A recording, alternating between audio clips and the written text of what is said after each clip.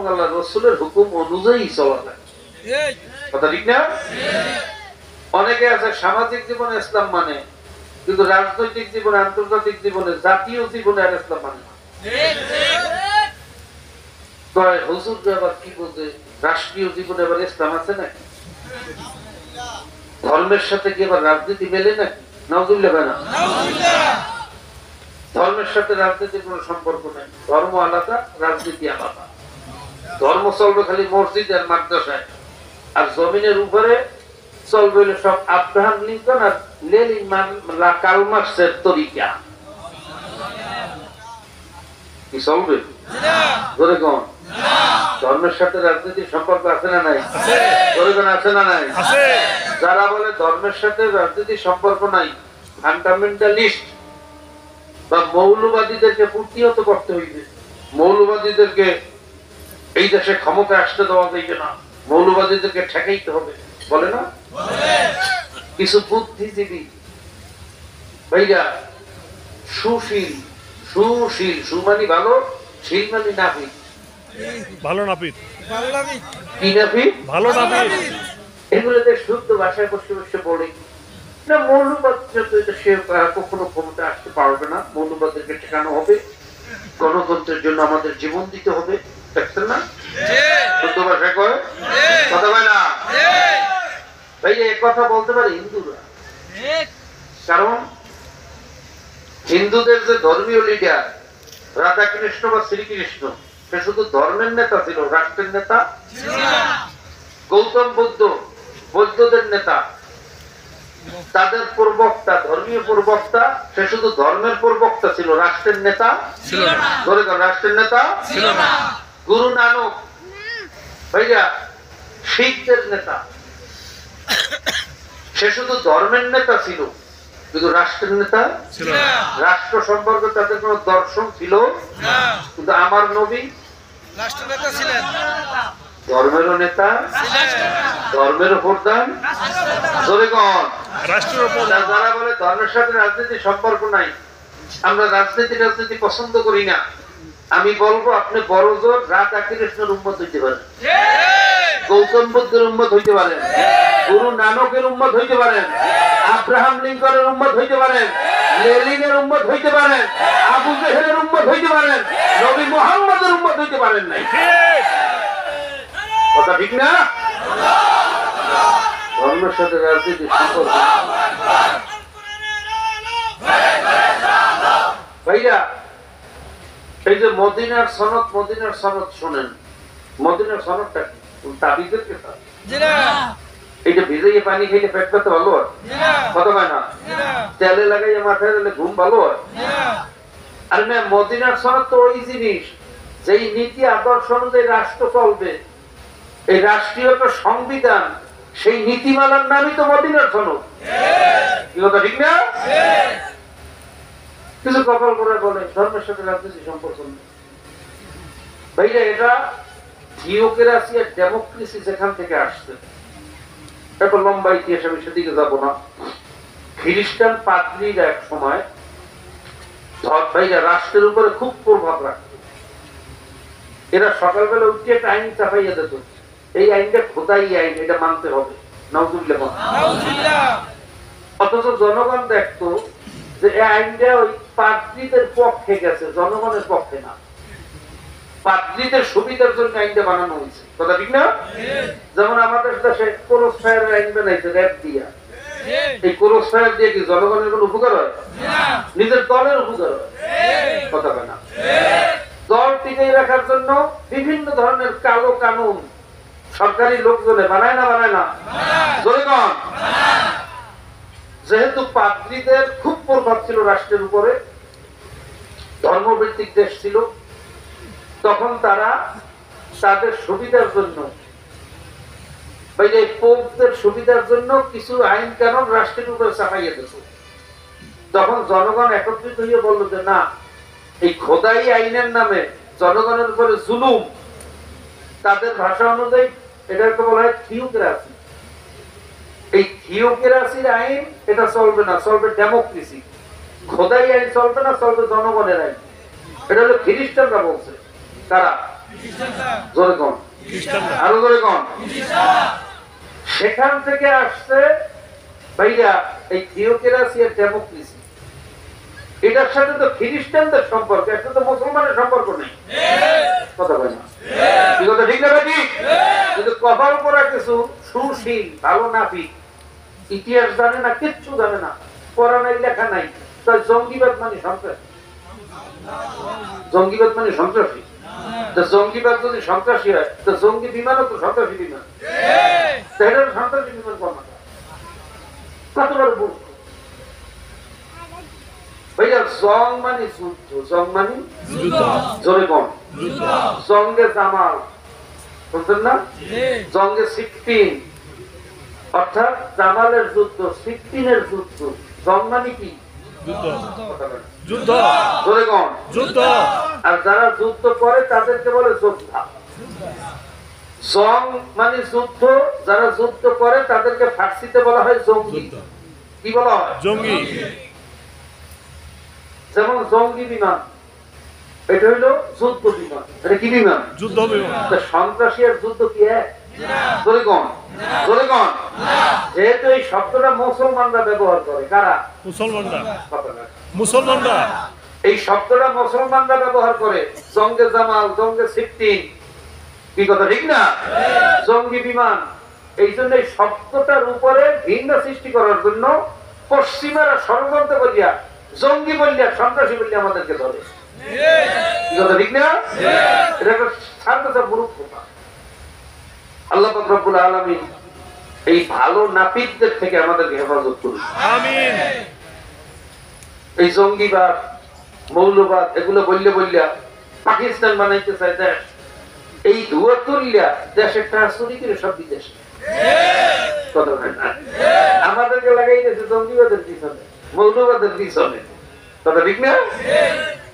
হ্যাঁ, এই সমস্ত বিভিন্ন ধরনের এজেন্ডা তুলিয়া আমাদের জাতির ভিতরে ডিভাইডেশন সৃষ্টি করিয়া দেশটারে চুরি করিয়া 28,600,000 কোটি টাকা বিদেশে পাঠাইছে। একটা ভূমি প্রতিমন্ত্রী চুরি করিয়া বিদেশে বাড়ি বানাইছে শুধু লন্ডনে 300। কয়শো? জোরে কম।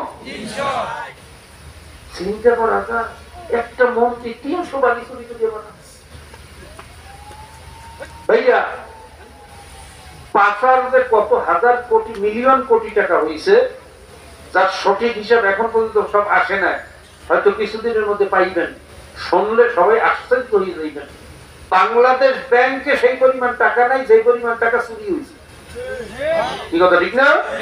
যার ফলশ্রুতিতে আমরা প্রত্যেকটা মানুষ আজকে যে শিশুরা জন্মগ্রহণ করতেছে 1.5 লক্ষ টাকা ঋণের বোঝা মাথায় নিয়ে দুনিয়াতে আসতেছে বাংলাদেশ জমিন। কথা ঠিক না?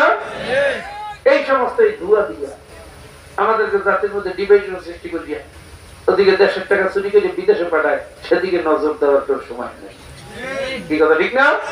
আল্লাহ পাক রব্বুল আলামিন এই ষড়যন্ত্র আমাদেরকে বোঝার তৌফিক দান করুন। তো যাই হোক, আমি ওদিকে গেলে অনেক লম্বা হয়ে যাবে কথা। সংক্ষিপ্ত কথা হলো, রাজনৈতিক জীবনেও ইসলাম আছে না নেই? আছে। জোরে কোন? আছে। যদি বলে রাজনীতির সাথে ইসলামের সম্পর্ক নেই, আপনার ঈমান নেই, আপনি মুসলমান নেই। কথা ঠিক না? আল্লাহ পাক রব্বুল আলামিন আমাদেরকে বোঝার তৌফিক দান করুন। এই তো গেল একদিকের কথা। অন্যদিকে একদল আলেম, একদল পীর নামদারি, এরাও বলে আমরা রাজনীতি পছন্দ করি। আছে না? এখন একটু কমছে, আগে খুব বেশি বলতো, খুব ফকর করে বলতো আমার মাদ্রাসা রাজনীতি মুক্ত, আমার দরবার রাজনীতি মুক্ত। আমি বলি তোমার মাদ্রাসা রাজনীতি মুক্ত না, তোমার মাদ্রাসা ইসলাম মুক্ত, তোমার মাদ্রাসা পরিপূর্ণ ইসলাম নাই। কথা ঠিক না? তোমার তরিকা, তোমার দরবার ইসলাম মুক্ত, পরিপূর্ণ ইসলাম তোমার মধ্যে নাই। কথা ঠিক না? ভাই আপনাদের কাছে জিজ্ঞেস করছি, পৃথিবীর যত পীর বলেন, বুজুর্গ বলেন, মোকাররব বলেন, আহলে কলবালা বলেন, যত বড় আলেম বলেন, আল্লাহর নবীর চেয়ে বড় আলেম কেটা? কেউ নেই। তার চেয়ে বড় বুজুর্গ কেনা কেউ না তা আল্লাহর নবী কি রাষ্ট্র পরিচালনা করেন না, করছেন রাজনীতি করেন না? করছেন তারপরে যে চার সাহাবা খায়রুন নাস বাদাল আম্বিয়া আবু বকর সিদ্দিক রাদিয়াল্লাহু তাআলা আনহু, সুম্মা ওমর, সুম্মা ওসমান, সুম্মা আলী, যাদের মর্তবা আম্বিয়া কেরামদের পরে সবচেয়ে বেশি, যারা প্রত্যেকে রাষ্ট্রপ্রধান ছিলেন না? ছিলেন। তা আল্লাহর নবী রাষ্ট্র পরিচালনা করলেন, সাহাবায়ে কেরাম করলেন। রাষ্ট্র পরিচালনার উপরে প্রায় 650 উপরে আয়াত আছে। সুবহানাল্লাহ বলেন না? ভাই, যে চুরি করলে কি বিচার, জেনা করলে কি বিচার, মদ খাইলে কি বিচার, মিথ্যা সাক্ষী দিলে কি বিচার, পরের আইন থেকে খাইলে কি বিচার, মাপে কম দিলে কি বিচার, খাদ্যে ভেজাল দিলে কি বিচার, এই সমস্ত কিসাসের আয়াত আইন কোরআনের মধ্যে আছে না নাই? আছে। খাজনা কেমনে লইবে, ওসর কেমনে লইবে, ট্যাক্স কেমনে লইবে, জিজিয়া কেমনে লইবে, কি পরিমাণ নেওয়া যাইবে, যাকাত কি পরিমাণ দেবে, রাষ্ট্রীয় কোষাগারে কি পরিমাণ জমা করবে, এই সমস্ত রাষ্ট্রীয় আইন কানুন কোরআন হাদিসে আছে না নাই? আছে। তা আপনি যদি বলেন যে আমি রাজনীতি পছন্দ করি না, আমার সাথে রাজনীতির সম্পর্ক নাই, তাহলে সব আয়াতগুলোকে অস্বীকার করা হয় না? ইসলাম অনুযায়ী রাষ্ট্র পরিচালনা না করলে এই আয়াতের আমল আপনি করবেন কেমন? কোনদিন সম্ভব? এই আয়াতের আমল করার চেষ্টা থাকা লাগবে না? কোরআনুল কারীমের একটা আয়াতের বিরুদ্ধেও যদি কেউ অবস্থান নেয়, কয়টা আয়াত? একটা আয়াত। জোরে কোন? একটা আয়াত। ইবলিস কয়টা হুকুমের বিরোধিতা করেছিল? একটা। জোরে কোন? একটা। সারা দুনিয়া সেজদা দিয়েছে, আসমানি সমস্ত কিতাবের ইলম অর্জন করছে, নবী রাসূলদের উপরে যত সহিফা, যত মাসায়েব, যত কিতাব নাযিল হয়েছে, সব কিতাবের ইলম আল্লাহ ইবলিসকে দান করেছিলেন। সুবহানাল্লাহ বলেন না? ইবাদত এমন করা করছে, পৃথিবীর এমন কোন জায়গা নাই যেখানে ইবলিসের সেজদা নাই। সুবহানাল্লাহ। এত সেজদা, এত ইলম গেল কোথায়? একটা হুকুমের বিরোধিতা করছিল। কয়টা? একটা। জোরে কোন কয়টা? একটা। আর আপনারা যে সমস্ত কথা বলেন, এই কথা বললে শত শত হুকুমের বিরোধিতা হয়। ঠিক না? আল্লাহ পাক রব্বুল আলামিন আমাদেরকে বোঝার তৌফিক দান করুন। আমিন। এগুলো কেন বলে এর পিছনে কারণ আছে, আমি সেদিকে যাব না, অনেক লম্বা কথা। ব্রিটিশ 200 বছর শোষণ করে আমাদেরকে ইসলাম থেকে অনেক দূরে সরাইছে। ঠিক না? ইসলাম মসজিদ আর মাদ্রাসায় ঢুকাইছে। চাঁদনি চক থেকে খায়বার পর্যন্ত এমন কোন গাছ ছিল না যে গাছের মধ্যে কোন আলেমের লাশ ঝোলে না। এই যে ভিক্টোরিয়া পার্ক ঢাকায়, এই ভিক্টোরিয়া পার্কের চতুর্পাশে আলেমদেরকে মারিয়ে তারপর লটকেই রাখছি। নাউজুবিল্লাহ বল। এইভাবে জুলুম, নির্যাতন এইভাবে করতে করতে মুসলমানদেরকে এমন পর্যায়ে নিয়ে আসছিল, এই বুড়া মানুষ যারা আছে তাদেরকে জিজ্ঞেস করছেন, হিন্দু জমিদারদের মাধ্যমে আমাদেরকে শোষণ করছে। আমাদের পূর্বপুরুষরা অনেকেই ধুতি পরিয়া হিন্দু জমিদারদেরকে খুশি করার জন্য ধুতি আর পৈতে পরিয়া তাদের বাড়ির সামনে দিয়ে আসতো। এখনো বুড়া বুড়ির কাছে খবর নিলে জানবেন, আমাদের অনেক বুড়া বুড়িরা কলা গাছ দিয়া লক্ষ্মী বানাইয়া লক্ষ্মী পূজা করতো।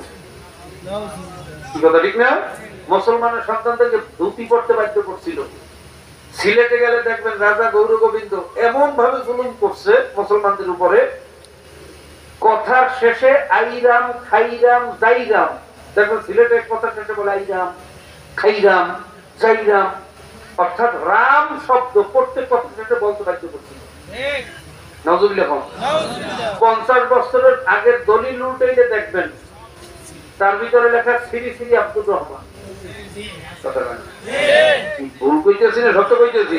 মাত্র 50 বছর আগে দলিল উল্টাইলে দেখবেন লেখা শ্রী শ্রী আব্দুর রহিম, শ্রী শ্রী আব্দুর রহমান। অর্থাৎ হিন্দুদের এই শ্রী শব্দ লিখতে বাধ্য করছিল আমাদের। কথা কয় না? এই লম্বা ইতিহাস। এই কারণে অনেক মুসলমানরা সিয়াসাতের সাবজেক্টটা বাদ দিয়া, রাজনীতির সাবজেক্টটা বাদ দিয়া শুধু ইবাদত নিয়ে কাজ করছে। এই যত তরিকা দেখেন, আমাদের পীর মাশায়েখ বুজুর্গরা এদেশে আসছেন, তাদের তরিকার ভিতরে যত সবক আছে, এই তাবলীগের যে 6 উসুল আছে, এর মধ্যে সিয়াসাত নাই। কথা বলে না? এর মধ্যে অনেক কিছুই নাই, যেমন যাকাতের কথা নাই, হজের কথা নাই, হ্যাঁ, কালেমা, নামাজ, ইকরামুল মুসলিমিন, সহিহ নিয়াত, দাওয়াত ও তাবলীগ, নামাজ, হ্যাঁ, ইলম ও জিকির, হজ কোথায় আছে? কথা বলে না? আমাদের চিশতিয়া সাবেরিয়া তরিকার মধ্যে আমরা যে সবকগুলা বাতাই, এর মধ্যে কি কমপ্লিট সব ইসলামের সব কথা আছে? নাই। আমরা যে সব 5টা ঔষধ দিই সিস্তিয়া সাবিকে তরিকা, চরমনের মাহফিলে বিনা ওজর কামাই না দেওয়া, 2 বেলা আল্লাহ পাকের জিকির করা, কি কথা ঠিক না? আল্লাহ ওলিদের বই পুস্তক পড়া, সাপ্তাহিক তালিম, হালকা জিকির, মাসিক ইস্তেমা, সব গুলোই উপস্থিত থাকা, এর মধ্যে হজ যাকাতের কথা আছে? কথা আছে? আল্লাহ ওয়ালারা এক একটা পদ্ধতি নিয়ে মাঠে নামছে, দাওয়াত দিয়ে আগে মুসলমানদেরকে কালেমা শিখাইছে, নামাজ শিখাইছে। সুবহানাল্লাহ। এই অবস্থা আস্তে আস্তে আস্তে আস্তে যখন মুসলমানদের সংখ্যা